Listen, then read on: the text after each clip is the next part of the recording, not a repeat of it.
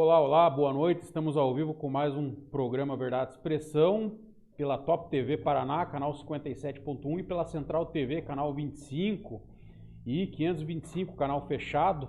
A Central TV e a Top TV, canal aberto. A Top TV que pega para 196 países aí, todos os países de língua portuguesa que, que nos assistem aqui. Por exemplo, Lisboa, Portugal, nos assiste. Esses dias uma pessoa de lá estava nos assistindo através da Top TV.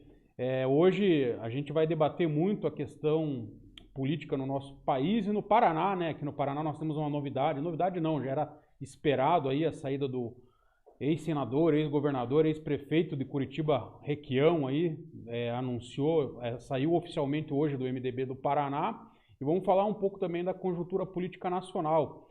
Para tanto, eu recebo o professor Sérgio Braga, que é cientista político.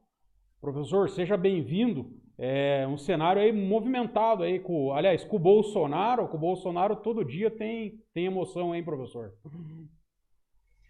Exatamente. A política brasileira, todo dia tem uma novidade, né? E apesar de ser um dia um pouco triste hoje para a ciência política brasileira, né? Que faleceu em São Paulo, Francisco Verfort, né? Um dos pais fundadores aí da ciência política, o tempo não para e a gente tem que continuar o debate, né? Então, presto aqui minhas homenagens ao Francisco Verfort, né? Em boa parte um dos responsáveis pelos cientistas políticos hoje estarem debatendo a política brasileira, né? Tem uma grande importância na institucionalização da nossa profissão. E boa noite, eu estou à sua disposição aí para debater. Professor, eu perguntei já para vários cientistas políticos que passaram aqui no programa e não posso me omitir em perguntar sobre o Bolsonaro. Antes da eleição de 2018, muitos analistas entendiam o Bolsonaro como um louco, que no máximo chegaria a um Senado Federal, aí não teria chance nenhuma de ser presidente. E não só os analistas, até os próprios adversários dele subestimaram ele. E ele se tornou presidente.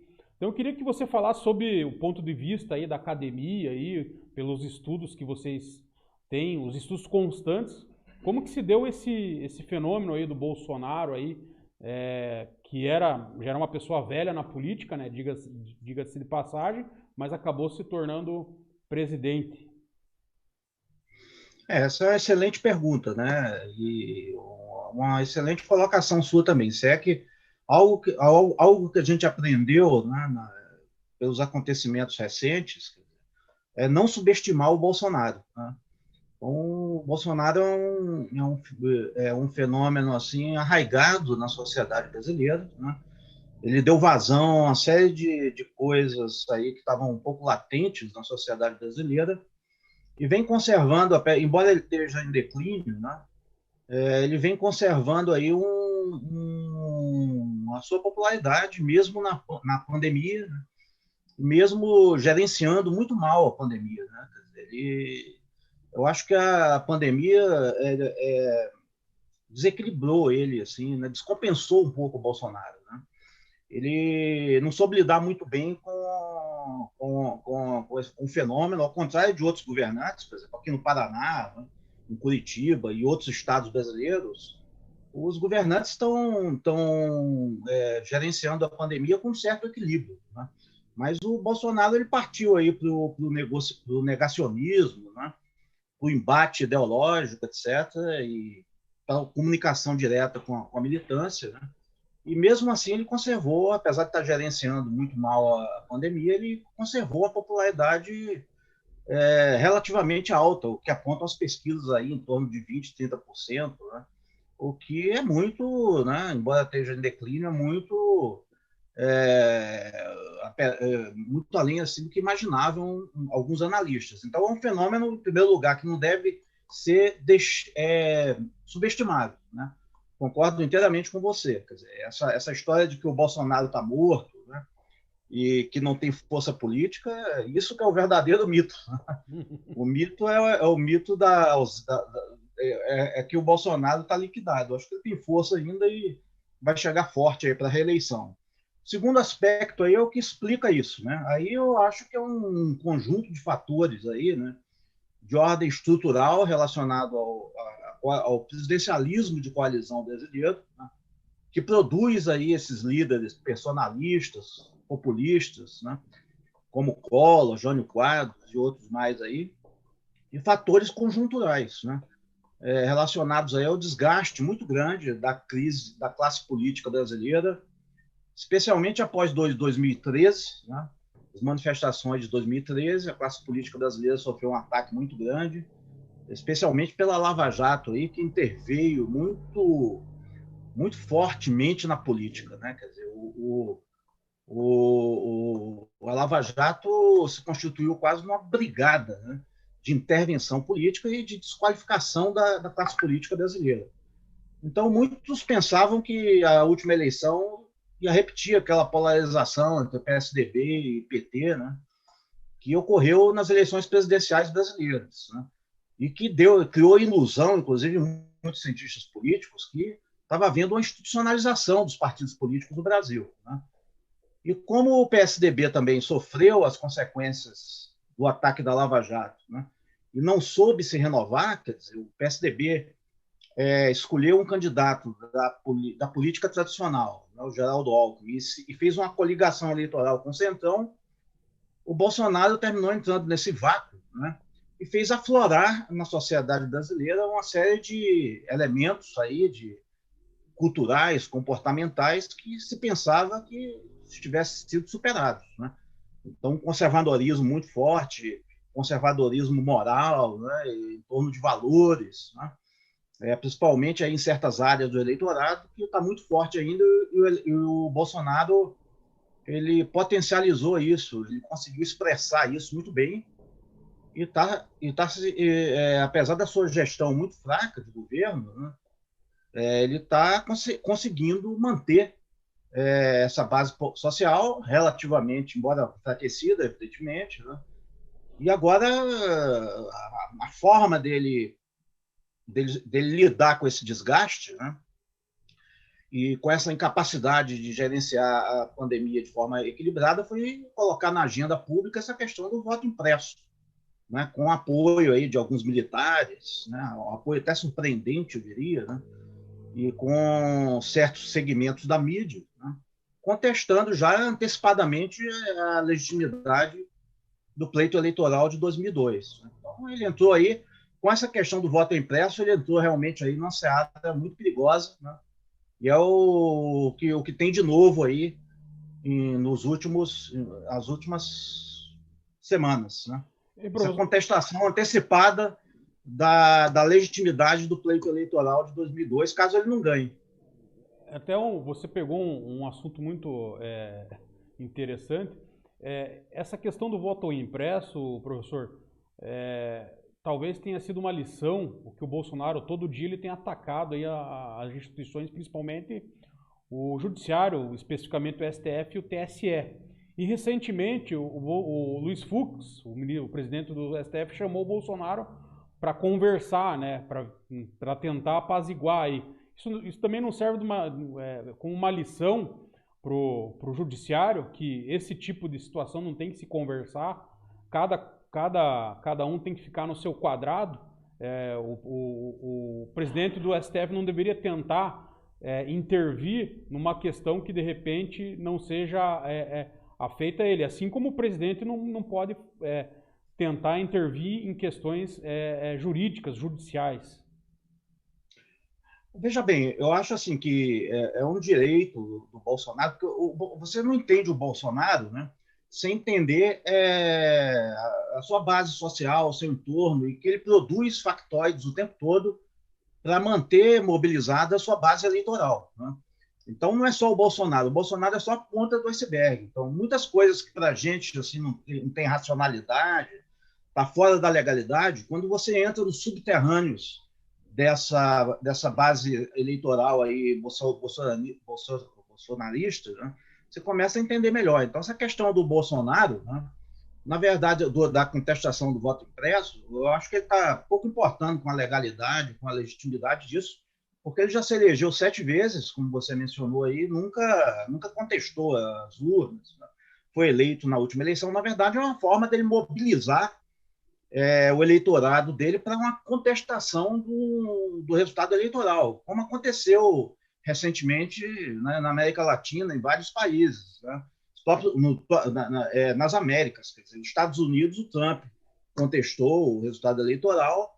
Na Bolívia, né, houve quase o país chegou à beira da guerra civil em função de uma contestação do resultado eleitoral, e agora no Peru, recentemente, também a Fujimori, né, a filha do Fujimori, não queria reconhecer o resultado eleitoral do candidato vencedor. Então, é uma estratégia que está se disseminando aí desse populismo mais conservador, digamos assim, antiliberal, né, populismo de direita, de não reconhecer uma derrota eleitoral. Então, o Bolsonaro ele produz notícias, lives, né, factoides, para se disseminar e viralizar nessas redes digitais aí subterrâneas que o apoiam, né, e com o apoio de órgãos de imprensa, né, que fazem esse papel de serem porta-vozes sistemáticos do bolsonarismo. Então, uma coisa é você legitimamente discutir o voto impresso. Isso já ocorreu, vários especialistas nisso aí, em direito eleitoral, em apuração eleitoral, né, achavam que podiam se aperfeiçoar o processo de apuração brasileira, dar mais credibilidade, né? Inclusive, em países como a Venezuela, por exemplo, se adota a urna eletrônica com voto impresso. Mas o Bolsonaro não está fazendo isso, né? O Bolsonaro ele está contestando antecipadamente o resultado do pleito eleitoral, né? Ele está dizendo que não vai reconhecer o resultado da eleição caso não haja voto impresso. Então, isso é muito grave, né? Eu acho que não tem que haver só uma censura verbal das autoridades judiciais, né? Tem que haver uma interpelação muito mais sistemática e só pode disputar a eleição quem reconheceu o resultado do pleito, né? Não tem sentido você disputar a eleição e depois que você reconheceu o resultado, né, você não reconhecer mais o resultado do pleito. Então tem que haver uma interpelação das autoridades judiciárias ao Bolsonaro sobre se ele vai ou não reconhecer o resultado do pleito antecipadamente, né? Porque você não pode né, só reconhecer o resultado de um pleito eleitoral se você for o vencedor, né? Isso aí realmente não existe em lugar nenhum. Isso aí é uma postura antidemocrática, né? Que deve haver mais do que uma censura verbal. Tem que haver uma interpelação judicial séria e mais séria, né? Como já fez aí algumas vezes outros ministros, já fizeram algumas vezes outros ministros do STF, né? Como o Alexandre de Moraes, etc. e tal. Outro dia, um desses deputados aí gravou uma live ameaçando e desqualificando o STF, e ele foi exemplarmente punido, né? E nas redes digitais do Bolsonaro, esse tipo de procedimento aí, ele se propaga. Vários políticos aí, né, estão desqualificando sistematicamente as autoridades judiciais e o STF nas redes digitais e na mídia bolsonarista. Então, eu acho que já se atravessou o Rubicão aí, né, da democracia, da legitimidade democrática normal, né, da normalidade democrática, e já está se passando aí para conspiração contra as instituições democráticas, uma conspiração aberta. Inclusive está anunciada aí uma marcha, né, para a Semana da Pátria contra o STF. E eu me admiro muito que alguns generais das Forças Armadas, né, estejam aí dando credibilidade a esse tipo de coisa, né? Realmente é uma situação grave. Eu acho que as forças democráticas todas têm que se reunir para repudiar veementemente esse tipo de postura, né? E enquadrar essas manifestações dentro da normalidade democrática. Nessa tua linha de raciocínio, professor, então você vê de fato um risco bem grande aí nessas manifestações, nessas acusações e ataques aí do Bolsonaro, a questão digamos aí, burlar aí as eleições aí e quebrar aí a democracia? Sim, sim, sim. Eu acho que ele está abertamente conspirando, né, contra a legitimidade do pleito de 2012. Né? Ele falou que ele só aceita se for voto impresso, mas o voto impresso não depende da vontade dele, né? Depende de uma tramitação congressual, né? E ser aprovado dentro do Congresso. Nada indica que isso vai ser aprovado para 2022, né? E ele já foi eleito 7 vezes com o voto sem ser impresso,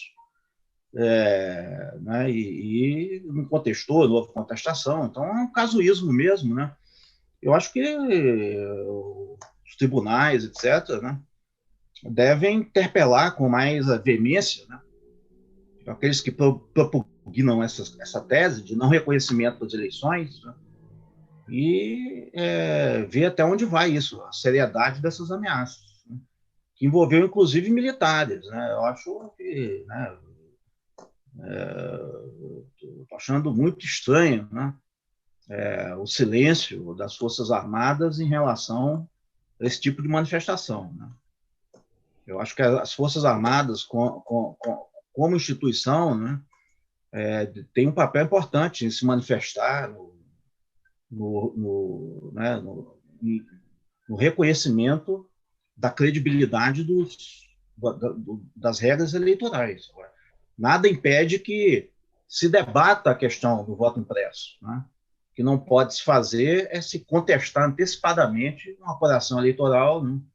Além do mais, tendo em vista os precedentes recentes que têm ocorrido aí nos Estados Unidos e em outros países da América Latina. Né?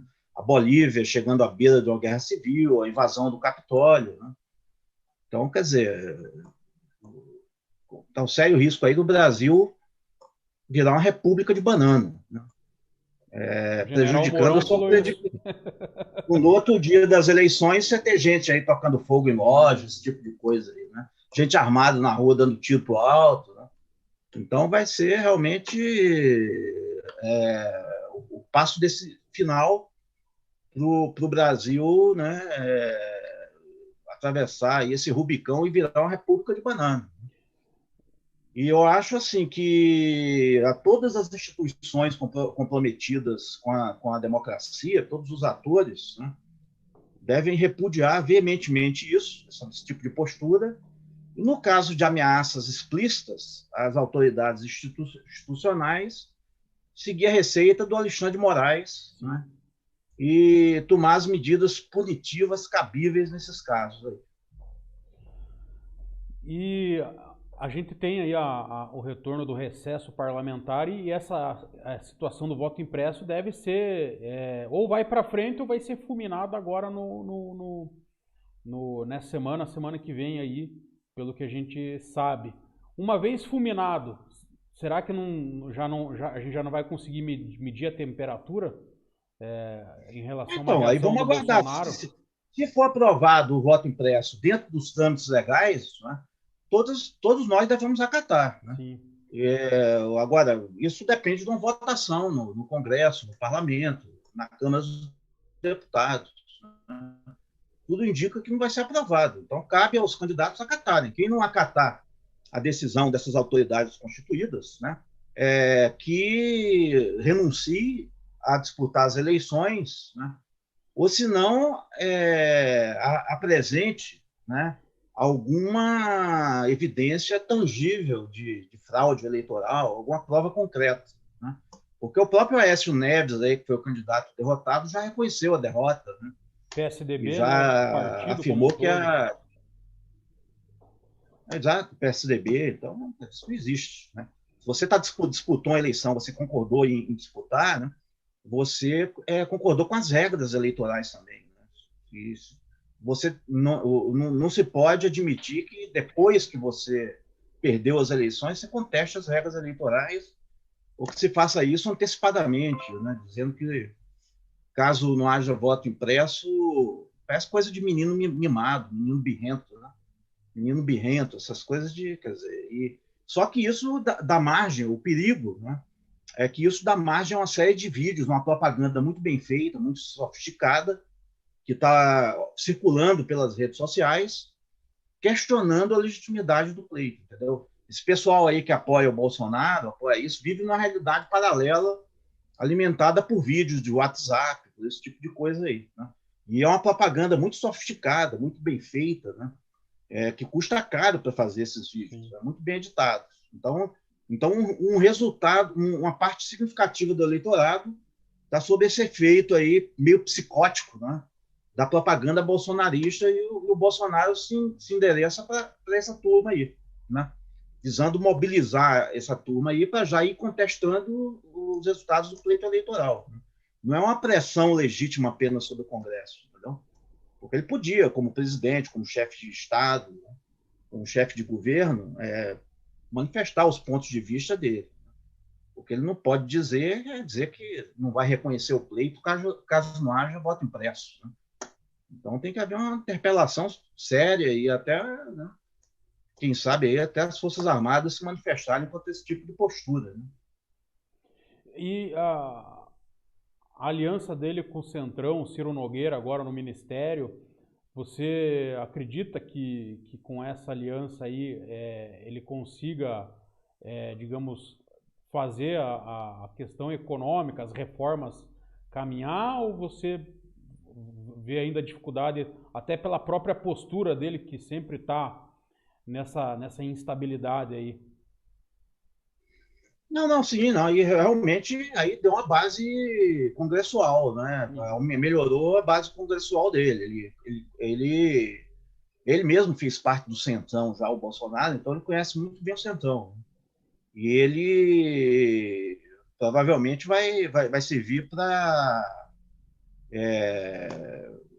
melhorar a eficiência, né, da gestão da coalizão dele e avançar algumas reformas aí. Agora, tem que ver quais propostas são essas, né? Se são propostas assim que vão realmente fazer o Brasil retomar assim, um crescimento, né, com maior qualidade, né, ou se vão continuar esse processo de um pouco de degradação, né, e deterioração da administração pública que o Bolsonaro vem fazendo desde que tomou o poder, né? O Bolsonaro desorganizou tudo, desorganizou a administração pública brasileira, né, e se limita a privatizar, a desregulamentar, ele não tem uma agenda positiva, né? O papel do chefe de governo, do chefe de Estado, né, é colocar em horizontes para o país, né? E o Bolsonaro até agora está com a agenda meramente destrutiva e voltada para esses valores aí abstratos, né? E essa é a fragilidade de uma agenda voltada para valores, né? Agora, por uma conjunção de fatores, aí ele está mantendo a popularidade ainda, principalmente no agronegócio, né, que está ganhando muito dinheiro, né, no setor do mercado, que quer abocanhar essas estatais aí, né, a um preço barato, né, e nesses setores evangélicos, que é mais orientado por valores conservadores, né, em crenças milenaristas, no mito, etc, etc. Né? Então, ele ainda conserva aí porque por fatores conjunturais. Muitos atribuem, né, ao Bolsonaro alguns aspectos positivos aí, como aumento das receitas de agronegócio, né, alguns sinais de recuperação que a economia vem dando aí. Agora, essa aproximação dele com o Centrão realmente pode melhorar, dar um certo perfil melhor para o governo, né? Mas, ao mesmo tempo, né, vai ter um custo para ele em termos de manter a base social dele, né? Porque ele está se aliando com o que existe de mais tradicional na política brasileira, né, de mais clientelista, e se adequou ao tradicional toma lá da cá, né? E o Centrão, ele fica até um certo momento, né? A partir do momento que ele vê que o Bolsonaro não vai levar, a gente sabe que eles vão pro lado que é mais favorável aí, né? Isso é fato. A prova disso era o próprio Temer, né? O Temer tinha toda a base ali e não tinha popularidade. Então, Então, isso tem um mas prazo. Pois não. o Bolsonaro tem um perfil diferente, bastante diferente do Temer, né? Uhum. Porque o Temer negociava ali com o Congresso o tempo todo. O Bolsonaro se recusa a fazer esse jogo, né? Chamou uma série de militares aí, militares da reserva, gente de fora, né? Do parlamento, como Damares, Weintraub, né? Uma série de outsiders aí para o ministério. Então, o Bolsonaro se recusa a fazer o gerenciamento tradicional do presidencialismo de coalizão. Mas é o que eu estava falando no início, né? Você tem aí fatores estruturais desse presidencialismo brasileiro. Eu sou bastante crítico, né, ao desenho institucional do sistema político brasileiro. Né? Eu acho que o presidencialismo é uma fábrica de líderes populistas. Né? Com voto obrigatório, então, aí surgem periodicamente Collor, Bolsonaro.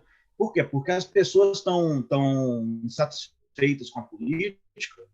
Em vez delas se absterem, como é o caso na maioria das democracias mais institucionalizadas, como o voto aqui no Brasil é obrigatório, vota nesses figuras aí, Bolsonaro, né?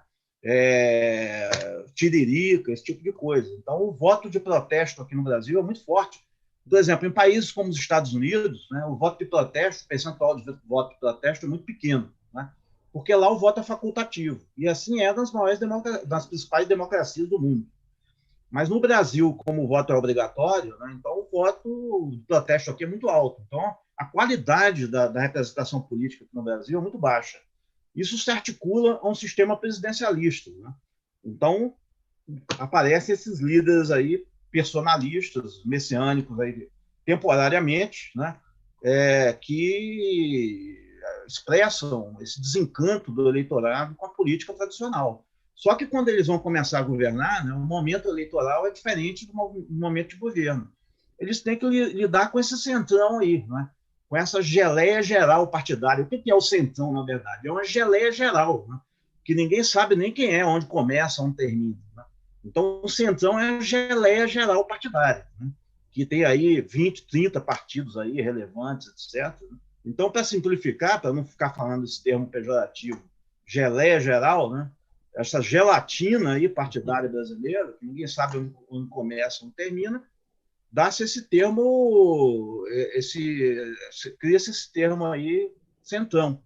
Então, você tem que administrar essa coalizão com o parlamento, mas é uma coalizão que não é programática. Os partidos brasileiros, né, eles não têm identidade programática forte. Basta ver que esse líder do governo aí, o Ricardo Barros, né, que está sumido aí, aliás, né, sumiu aí, né, ninguém sabe onde ele está, procura-se, né? Tá igual o Queiroz aí. Né? Então, ele foi líder da Dilma, foi líder do Temer, foi líder do Fernando Henrique, e assim sucessivamente. Né? Então, tem que fazer uma reforma política séria. Né? Então, em vez de estar se discutindo aí voto impresso, né? Tinha que estar se discutindo voto facultativo, né? Cláusula de barreira e o semipresidencialismo. Então, essa questão do voto impresso aí, eu acho importante até de ser debatida, para dar mais credibilidade para a urna eletrônica. Né? Mas isso não agora, mas em outra oportunidade, de forma mais equilibrada. Agora, o que se poderia fazer é uma reforma política séria aí, né? Como tem sugerido aí o Gilmar Mendes e outros analistas políticos aí. Né? Voto facultativo, como é o caso da maior parte das democracias. O Chile acabou de adotar o voto facultativo agora. Então, melhorou bastante lá a qualidade da classe política lá, porque esse pessoal que queria votar aí no Tiririca da vida, né, fica em casa lá assistindo série aí de Netflix, essas coisas. Né? Não precisa votar, é um voto facultativo. A imensa maioria das democracias e reduziu o número de partidos drasticamente. Né? Isso vai melhorar muito a qualidade da democracia brasileira e a qualidade das políticas públicas. Você vai saber se um partido, um líder partidário, está na situação ou está na oposição. Né? Então, só que agora, para fazer isso, vai ser muito mais complicado do que antes. Né? Então, o próprio Gilmar Mendes aí acabou de falar aí numa live aí, né, que foi um erro do Tribunal Eleitoral, do STF, ter tirado a cláusula de barreira, né? Porque isso aumentou muito a fragmentação partidária. Então, a situação brasileira está bastante complicada. Então, o que se tem que fazer em relação a isso?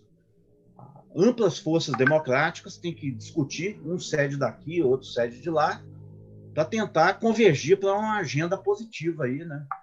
Para tirar o Brasil desse atoleiro aí, desse impasse, né?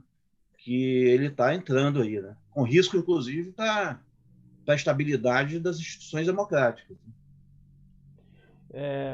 Falar um pouco aqui também da organização da oposição. A gente tem o Lula, que hoje lidera as pesquisas, se demonstra um candidato consistente, com muita chance aí de ganhar a eleição. E o que mais se debate hoje é a tal da terceira via, aí, que é uma coisa complicada. A gente tem alguns nomes, o Ciro Gomes, tem o PSDB ali com o Dória, tentando emplacar o Dória, o Eduardo Leite. O Novo, que teria um candidato, o Amoedo saiu do partido, agora ficou uma coisa indefinida. O Moro pinta que não vai ser candidato, né, não se manifesta em nada. E o Luciano Huck. A gente também tem bons quadros aí também na esquerda, como o Flávio Dino, que seria um bom nome, mas já disse que se o Lula for candidato vai apoiar o Lula. O PSB também cresceu muito como partido, trouxe vários quadros. E o PSD no centro também acabou filiando vários quadros aí, potenciais candidatos aí que a gente deve ter a governador, senador aí no ano que vem. Como que você faz a leitura aí desse quadro político aí? Primeiramente a questão do Lula e essa terceira via. Olha, realmente, eu vou dar a resposta aí, seria uma resposta longa, mas eu vou tentar dar uma resposta curta. Eu acho que o Lula tem totais chances aí de ganhar a eleição, né? Uhum. Porque realmente o Bolsonaro, né, ele está se desgastando muito, né? E o Lula, quando saiu do governo, tinha 90%, né, de aprovação quase, né? Então, tem aquele apelo à nostalgia, um período do Brasil onde a economia cresceu muito, né? E adquiriu áreas aí de mito, né? Com essas arbitrariedades aí que a Lava Jato fez contra ele, né? Foi absolvido de todos os processos e está mais do que patente, né, de que houve um abuso de autoridade da Lava Jato contra o Lula, né? E, além disso, Lula se portou com extrema dignidade durante o período da prisão, né?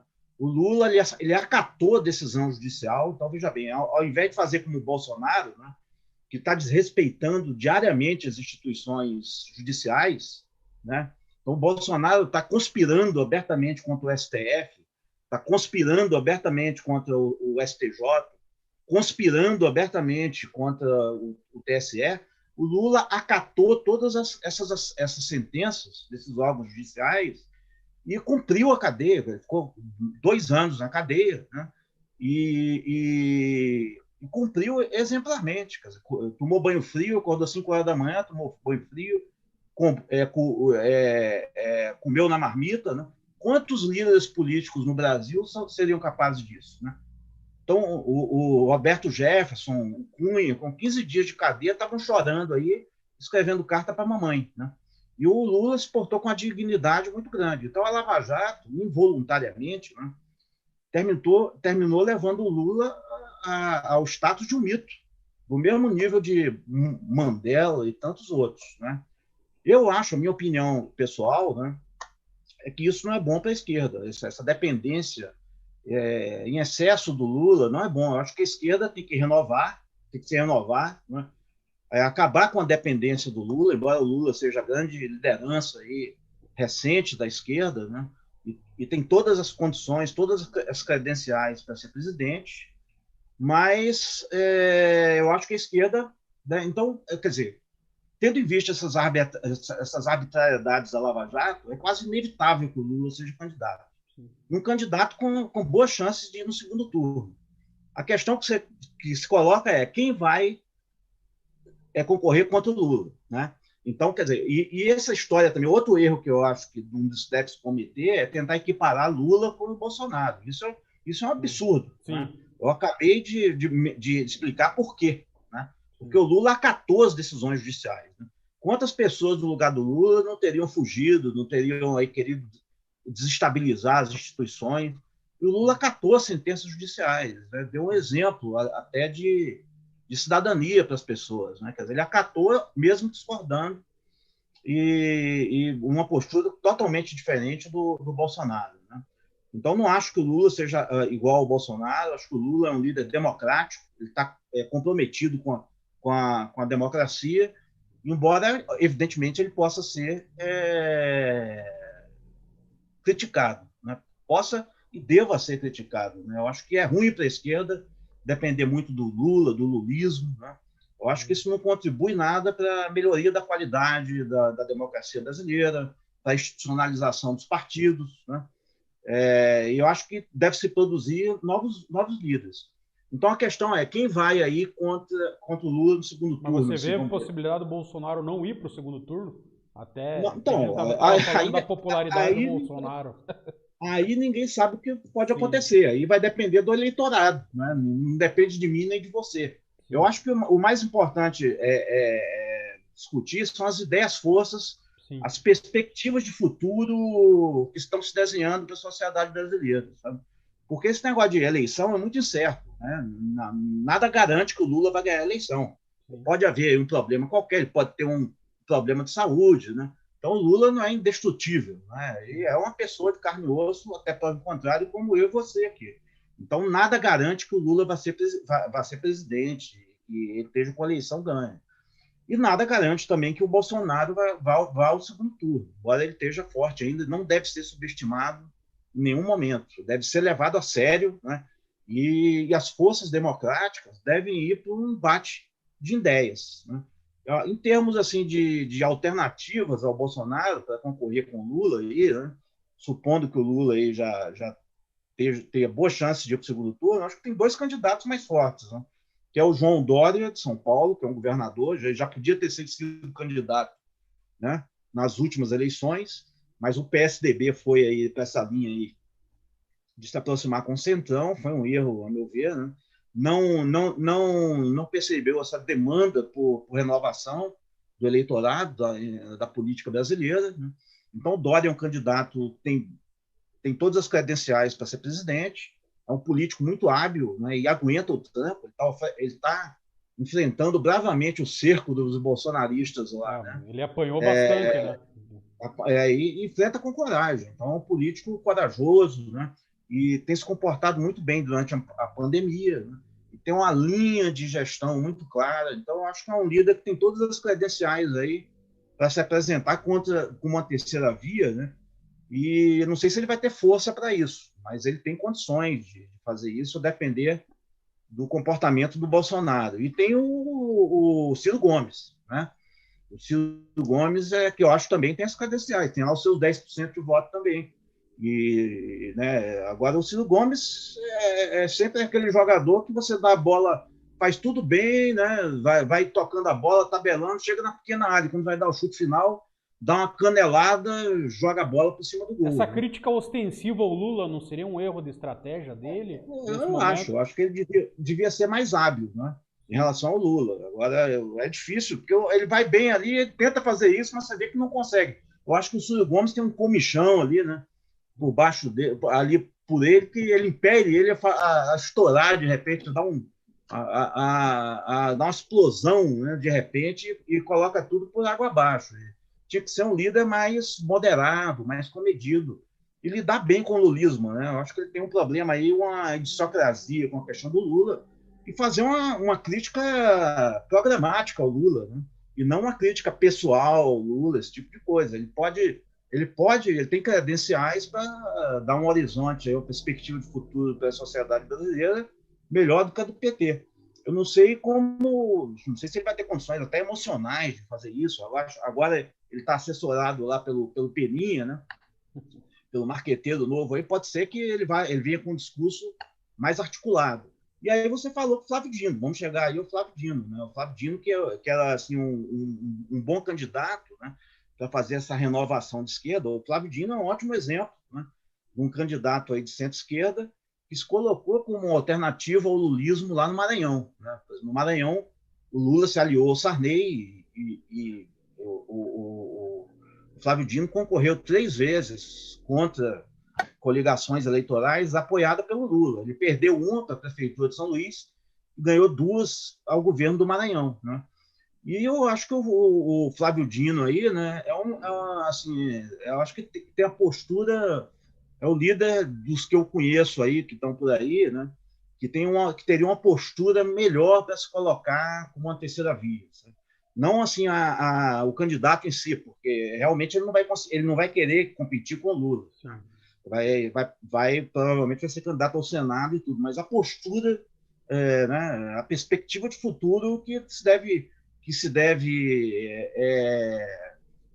oferecer à democracia brasileira, à sociedade brasileira, sem essa polarização entre o lulismo, né, o culto muito, talvez exacerbado a uma personalidade, a uma liderança, e o bolsonarismo, que é uma liderança de extrema-direita, sem o menor compromisso com as instituições democráticas.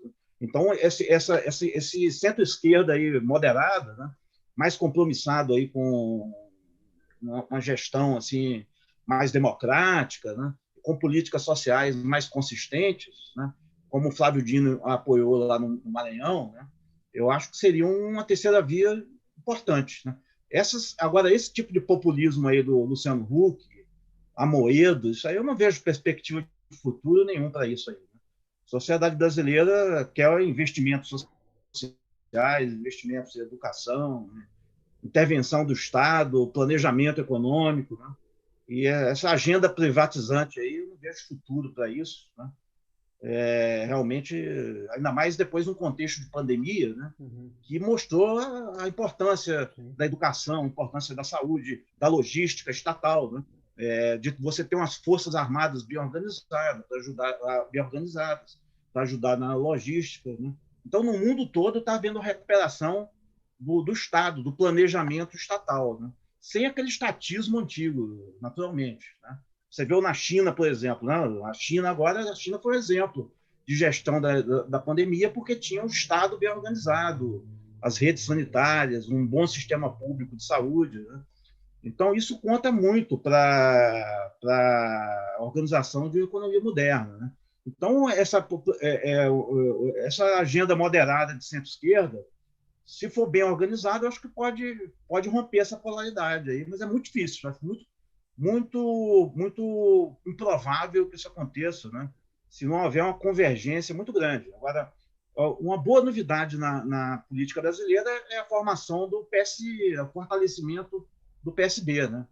Eu acho que é importante, vários líderes, e a gente pode fazer até uma ponte aqui com o Paraná, né? Porque, por exemplo, aqui o caso do Requião, é um caso claro de um líder de centro-esquerda, né, que tem uma agenda fora do PT, por exemplo. Né? O Requião é um líder que estava até agora um pouco no MDB e sempre se diferenciou do PT. Né? Então, é possível se diferenciar do PT, ter uma agenda de esquerda fora do PT. Existe esquerda fora do PT. O Marcelo Freixo, no Rio. Né? Só que isso não é fácil de fazer por causa da força da personalidade do Lula, né, que só foi fortalecida pela Lava Jato. Né? Então, que foi uma investigação judicial mal conduzida. Né? Mal conduzida e que acabou melancolicamente por causa desse conúbio da Lava Jato com a mídia. Né? E o Sérgio Moro é liquidado, né, nessa, digamos, eleitoralmente, é muito difícil ele ter. Olha, eu não digo liquidado, porque política a gente nunca sabe, né? Mas o Sérgio Moro, ele realmente, acho que vai ser difícil ele arranjar um espaço, né? Mesmo porque ele não é político profissional, né? Ele não sabe, tem dificuldade de articular, não tem carisma. Né? Eu acho que nessa franja aí do Moro, eu acho que o Dória já vai ocupar esse espaço aí. Né? Aí tem que ver se o Dória, que realmente é um político nato aí, né? Um político ambicioso, corajoso, né? E que tem experiência de gestão, tem bom trânsito no setor privado. Agora, tem que combinar com os russos, quer dizer, tem que ver se o eleitorado vai captar a mensagem. Né? Aí nunca se sabe, depende do eleitor, não depende de mim nem de você. Né? A gente está fazendo. Eu acho que o que é importante que os candidatos façam agora, né, é endereçar a mensagem ao eleitor. Né? No caso do Dória, né, eu acho que ele deve, primeiro, unificar o partido dele, né? e depois mostrar ao eleitorado, tentar mostrar que pode haver um conservadorismo, né, modernizante que esteja fora do bolsonarismo, que não seja só valores, essa coisa do negacionismo, né, mas que possa levar realmente o Brasil para frente, né?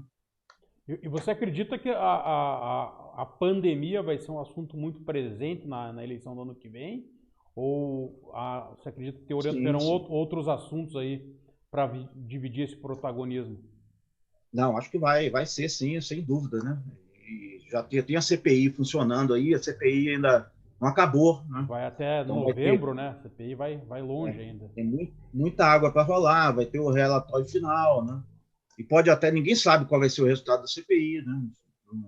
Então, pode ir até num relatório aí, tem tomar as medidas judiciais cabíveis, né? E isso pode desestabilizar o governo Bolsonaro também, né? O relacionamento do Bolsonaro com o vice está muito ruim, né? O Bolsonaro acusou o Mourão, é o cunhado que você não quer ter, né? Então, o Bolsonaro briga até com o vice dele. Então, é o cunhado indesejável, né? Chamou o Mourão do cunhado indesejável. Então, o governo Bolsonaro pode ser atingido ainda pela CPI, né? Pela questão da pandemia, sem dúvida, isso vai ser objeto de campanha, né? O papel do SUS, a importância dos investimentos em saúde pública, né? Então, vários setores, inclusive setores liberais, né? Reconhecendo o papel do SUS e de investimentos pesados, da necessidade de investimentos pesados em saúde pública, em educação pública, em comunicação pública, né? Campanhas educativas, a importância que as campanhas educativas tiveram durante o período da Covid foi muito grande, né? Agora, e aqui no Paraná... Agora, esse debate aí que você está falando, professor, não é favorável ao Bolsonaro, né, numa eleição. Aliás, ele teve uma chance que ele conseguiu fugir do debate em 2018. Então, esse debate mais programático aí, eu não sei a sua opinião, mas eu penso que o Bolsonaro vai ter muita dificuldade numa eleição aí. Vai ter, não, ele tá em declínio. E essas tentativas dele de contestar antecipadamente o resultado do pleito, né, já é um sinal de fraqueza, né? Ele se enfraqueceu muito. Não estou dizendo que ele está forte. O que eu estou dizendo é que ele não deve ser subestimado. Sim. Porque você tem um contingente do eleitorado e setores empresariais poderosos, né, que ainda acreditam nele, né? Então, tem que haver um misto aí de campanha educativa, de diálogo com esses setores, né, e com medidas punitivas das ameaças à democracia, né, dos abusos da liberdade. Né? Pessoas que usam a democracia para destruir a democracia. Né?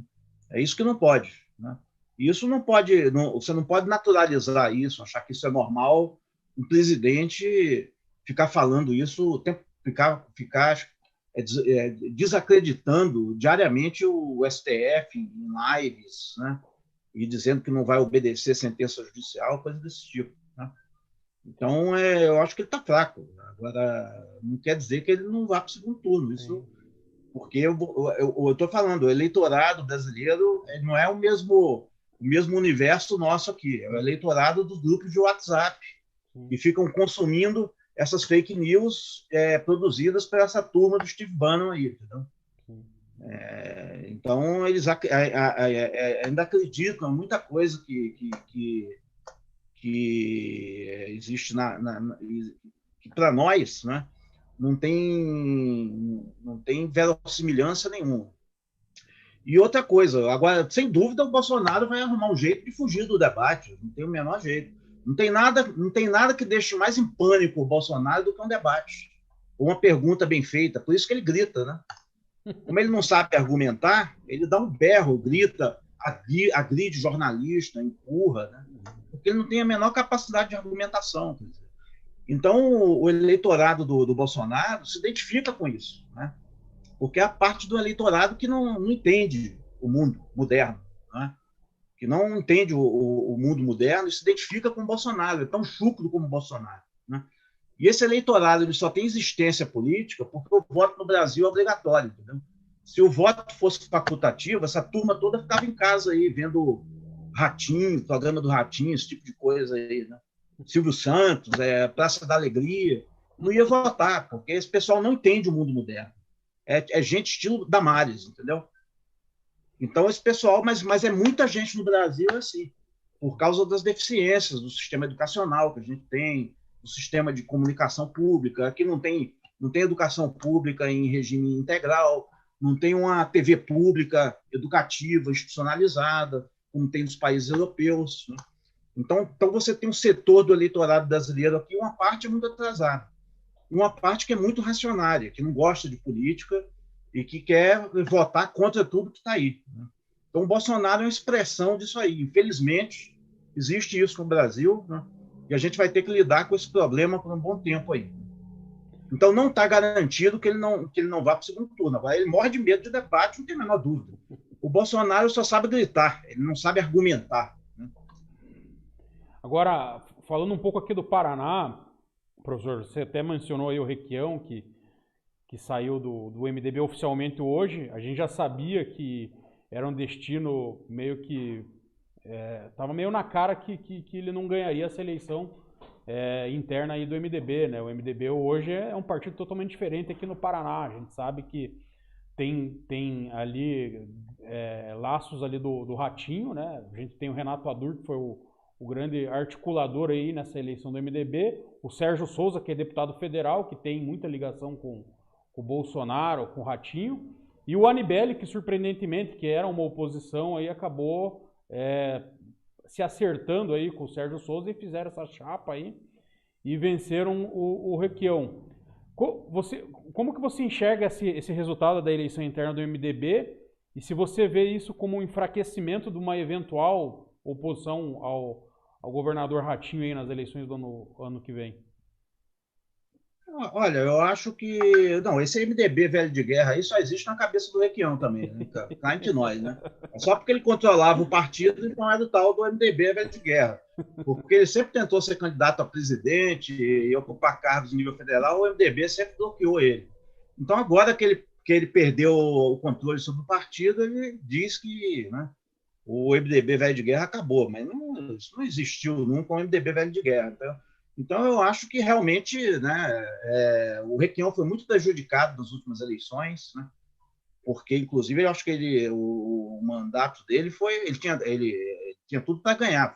Houve uma intervenção explícita da Lava Jato no processo eleitoral do Brasil, do Paraná, que prejudicou o Requião, porque o Richa, o candidato, estava líder da pesquisa e foi preso pela Lava Jato aí, né, foi acusado favorecendo o Arnes e o outro senador.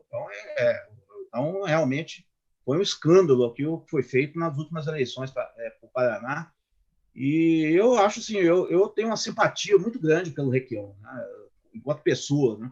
Eu acho que o Requião é uma pessoa assim, íntegra. Né? Você vê que essas denúncias de corrupção aí, nenhuma delas atingiu o Requião, né? E é uma pessoa exemplar, tá, com 80 anos aí, sempre com posições políticas progressistas, né? E eu acho que ele deve deixar o MDB para lá, né, e se apresentar como candidato de oposição ao Ratinho. Né? Eu acho que ele tem todas as credenciais para isso, mas aí tem dois partidos aí que eu acho que se adequam mais ao perfil do Requião, que é o PSB. Né? O PSB é um bom partido, é uma legenda que está se fortalecendo a nível nacional, então o Requião pode fazer companhia ao Freixo, companhia ao Flávio Dino, né? Ou o PDT. Né? Eu acho difícil ele ir para o PT, porque o PT tem aquela centralização. Né? E o Requião é uma personalidade muito exuberante. Eu acho difícil ele se enquadrar naquele sistema da militância petista, vamos dizer assim. Né? E, inclusive porque ele tem posições divergentes. Né? Do PT, ele criticou muito a Dilma, ele tem aquela postura dele de defender o desenvolvimentismo, uma intervenção muito forte do Estado. Tem uma postura programática diferente do PT e, em alguns aspectos, até mais à esquerda do que o PT. Né? Então, eu acho que, olha, realmente, né, o MDB aí é uma legenda em declínio, em extinção, né? Representa aí o que tem de pior na política brasileira aí, né? Eu acho que ele deve esquecer o MDB e ir para uma legenda mais progressista, né? Estilo PSB e outras aí, né? Inclusive porque você tem bons deputados, né? Eu acho que o Romanelli, por aí, alguns deles aí, estão aí no PSB, né? E eu acho que é hora de fortalecer o PSB também, né?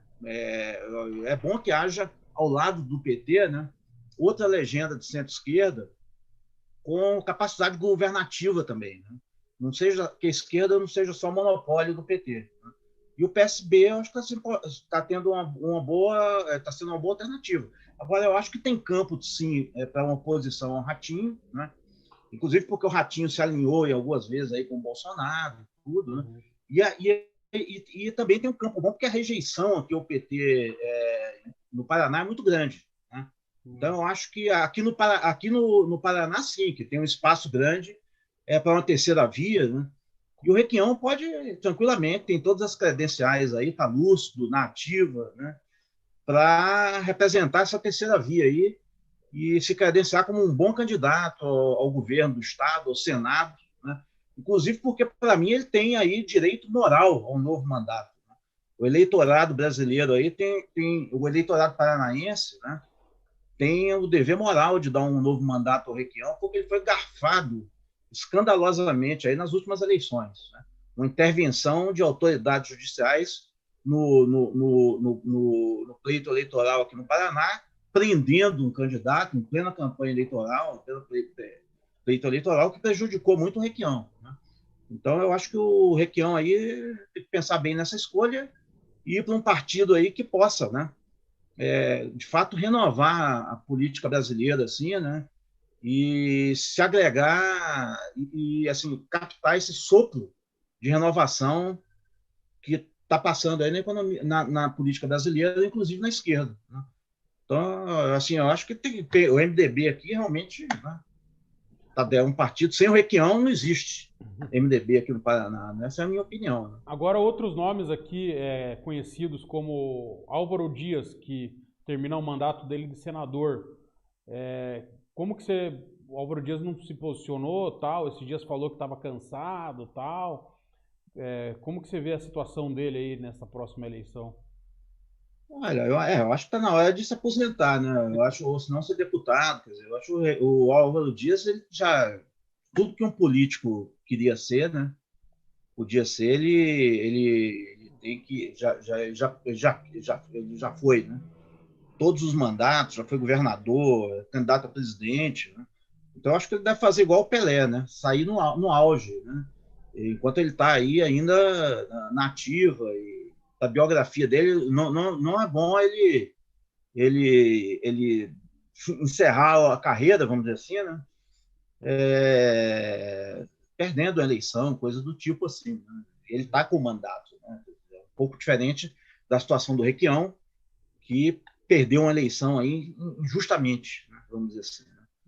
Então ainda tem aquela motivação para voltar, né? Eu acho que o Álvaro Dias, ele já fechou o ciclo dele, né? Já está na hora de passar o bastão aí para outras lideranças, renovar, né? Embora ele possa desempenhar um papel político importante, como conselheiro, né? Como um assessor aí, né? Agora, isso também cabe ao eleitor. O eleitor paranaense tem um amor pelo Álvaro Dias, né? Que é uma coisa assim que é difícil de compreender para quem não é de fora, né? Então, para quem é de fora, assim, de outros estados, mas ele sempre tem uma votação muito grande aqui, né? Então, ele sempre é bem votado. Provavelmente ele tem votos ainda para se reeleger, se ele quiser aspirar a um mandato de deputado, né? Se elegeria tranquilamente. Não sei se seria a melhor alternativa, mas ele tem força. Agora, para o governo, eu acho... Senado você acha difícil também? O Senado pode, mas não acho que seria, né? Depende dos candidatos adversários também, né? Que venham a sair. Acho que seria, tá tudo aí, mas você tem outros candidatos fortes para o Senado, aqui no Paraná também, o Fluid, né? Então você tem muitos candidatos aí que tem força ainda. O próprio Ricardo Barros. Sim. Então, não sei se o Moro pode sair candidato ao Senado aqui, ninguém sabe. Pode ser algum desses ex-lajavatistas, né? Que podem ocupar esse espaço aí do Álvaro Dias também, né? Mas eu acho que o Álvaro Dias, assim, a mensagem que ele quis passar ao eleitorado, né, eu acho que já está um pouco desgastado, isso que eu estou querendo dizer, né? Eu acho que o Álvaro Dias teve um papel importante na política brasileira durante um bom tempo, né? De renovação, de uma proposta de ética na política e tal, né? E agora eu não sei se essa proposta aí ainda tem aquele apelo que tinha antigamente. Porque foi essa obsessão pela ética, né, que levou à ascensão do bolsonarismo, né? Sim, sim. Então, pessoas como Álvaro Dias, por exemplo, de certa forma, elas são corresponsáveis, né, pela ascensão do bolsonarismo, né, que coloca o combate à corrupção como um valor absoluto, né, independentemente das consequências que isso provoque, se a investigação judicial é bem feita, é bem conduzida ou não, né? Então, todo mundo é contra a corrupção, mas tem que ser uma investigação bem feita, que respeite o direito de defesa, né, e as garantias individuais. Não saia prendendo todo mundo, né, botando escuta em advogado. Você, como advogado, imagina se alguém coloca um grampo Sim. no teu escritório, né, para Agora, gravar. agora o professor mencionou a situação da prisão no Paraná do Beto Richa, que foi há poucos dias da eleição. Nós já estamos fora da TV, mas tem um pessoal acompanhando a gente pelo YouTube. Até pedir para o pessoal se inscrever aí, só para a gente encerrar. É interessante falar, professor, que o Beto Richa, todos os processos que tem com ele até hoje, nenhum foi sentenciado em primeiro grau e até alguns ele já foi absolvido, né? Para você ver o tamanho do estrago que foi essa prisão aí no Exatamente. período da eleição. E aí, quem vai indenizar ele, né? Caberia indenização aí por perda de dano moral, né? É isso. A maioria fizeram isso, já aconteceu com Alceni Guerra, né, com vários políticos aí, Ibsen Pinheiro, né, que foram acusados injustamente quando ver as provas, eram bastante frágeis, né? Uhum. Então, é por isso que eu acho a investigação ela só deve ser publicizada, os autos, quando se encerra a investigação. E tem que se respeitar os direitos individuais, as garantias, o papel do advogado, né? Não pode vazar a escuta, nada disso. Nada favorece mais a corrupção do que a investigação judicial mal conduzida. E aí estamos aí. Então, o Álvaro Dias, de certa forma, ele é corresponsável pela situação que a gente está vivendo hoje, né? Com o bolsonarismo aí e esse caos partidário aí que nós temos hoje. E um outro aspecto, lembrando, na eleição de 2018 para o governo do estado, foi o Osmar Dias, que um dia antes da convenção desistiu de ser candidato. Até lembro que eu entrevistei-o como pré-candidato a governador e estava tudo certo, a turma animada, e na última hora ele desistiu e acabou facilitando muito a eleição do Ratinho. Você vê aí algum espaço ainda para o Osmar Dias, caso ele queira voltar? Espaço tem, eu acho que tem, porque ele é agora, não, realmente é difícil, porque ele tinha tudo para ir ali para o embate, né? Uhum. E ele deu ali, né? Vamos dizer assim, ele desistiu, né? Numa disputa que ele tinha tudo para, pelo menos, ter uma boa quantidade de votos, né? Então, isso é muito ruim para o candidato, né? Que você, assim, não só ir na boa, né? Você só candidatar na boa quando você tem chance de vitória, etc. E tal, né? Mas o Osmar Dias tem todas as condições, é um líder político experiente, né? Forte. Eu não sei se ele vai querer. Condições pessoais ele tem, credenciais ele tem, porque ele tem uma história política dentro do Paraná, já exerceu vários mandatos, né? Agora, vai ser difícil ele se recuperar, né? E como ele está sumido aí, vai ser difícil, mas credenciais pessoais, uma folha de serviços prestados à administração pública, né, ele tem. Agora, vamos ver se o eleitorado ainda tem a memória dessas realizações aí. E no Paraná, você vê alguma outra, fora Requião, esses nomes mais antigos, você vê alguma outra possibilidade de liderança nova aí já para essa eleição do ano que vem? Ou você não vê possibilidade? A gente tem o Gora, que destacou aí na eleição, fez uma boa votação, o Gustavo, mas me parece que não tem muitos nomes, não. Não, tá difícil, né? Porque, inclusive, porque o Ratinho é um político muito hábil também, né? Está se conduzindo bem no governo. Então vai ser difícil, mas o papel do político é se colocar ali, né? Eu acho que as forças políticas vão ter que negociar agora com essa nova reconfiguração aí do Requião no PSB, né? Então vai ter que haver uma negociação dessas forças de oposição para ver quem é o candidato com maiores chances. Aí, mas tem nome, sempre aparece. Tem lideranças aí na Assembleia Legislativa, né, que fazem oposição ao governo. Né? Você tem vários nomes aí se credenciando. Né? Geralmente parlamentares aí com mais experiência, né? Jovens podem desempenhar esse papel. Né? O problema não é tanto nomes, né? mas um projeto aí, definir um projeto que seja alternativo ao do Ratinho. Né? E não vai ser fácil porque o Ratinho vem se conduzindo aí com equilíbrio, né? na política paranaense, negociando com o parlamento, né? não caindo nesse discurso negacionista do Bolsonaro, fundando agências de fomento, né? Agrícola, bancos agrícolas. Né? Então, o Ratinho até me surpreendeu, para falar a verdade. Né?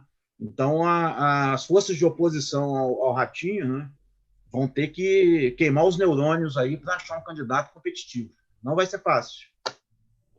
Mas também não é impossível, né? Sim, eleição é eleição, tudo pode acontecer, até a gente viu em Mas 2018. eu acho que o Requião, as ideias que o Requião representa, né? O Requião deixou um bom legado para o estado do Paraná, né? E eu acho que é preciso recuperar esse legado do Requião, né? Que ainda é forte, de investimento público, prestigiar a educação, prestigiar o funcionalismo público, né? E fortalecer as empresas públicas, subsidiar o pequeno e média empresa, né? Com isenção tributária. Então, o Requião deixou um belo legado aí, né? E que vale a pena ser recuperado. Ele não saiu pela porta do fundo, não, Requião. Ele fez uma boa gestão de 8 anos aqui no Paraná e saiu pela porta da frente, sem acusação de corrupção e com muito voto ainda. Né? Saiu pela porta da frente. Então, as ideias que o Requião representa aqui no Paraná ainda são fortes e tem um futuro pela frente ainda. Né? Isso que é importante recuperar. Né? E contrapor isso à agenda do Ratinho. É isso aí, então. Professor, a gente estourou o nosso tempo aqui. Eu queria agradecer a tua participação aí e vamos com certeza marcar uma outra rodada aí para analisar um pouco mais o quadro aí, à medida que for se aproximando aí das eleições de 2022. Tá certo. Eu que agradeço aí. Espero ter sido útil aí, ter sido bom o debate, ter sido claro, né? Eu sempre tento expressar as minhas ideias com clareza, né? Mas nem sempre isso é fácil de fazer, porque são coisas complexas. Né? Então, às vezes, a gente simplifica um pouco.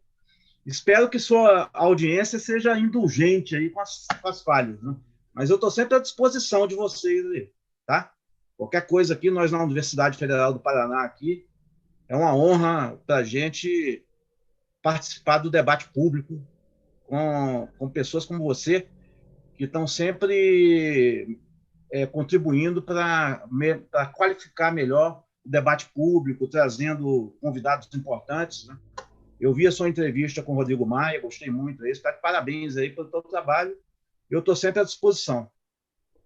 Legal, então eu recebi o professor Sérgio Braga, da Universidade Federal do Paraná, que tem grandes quadros, como ele muito bem ressaltou, já passaram vários aqui pelo programa. E lembrando que esse programa no sábado, às 15 horas, tem seu reprise e voltaremos semana que vem ao vivo às 8h30. Até a próxima. Grande abraço.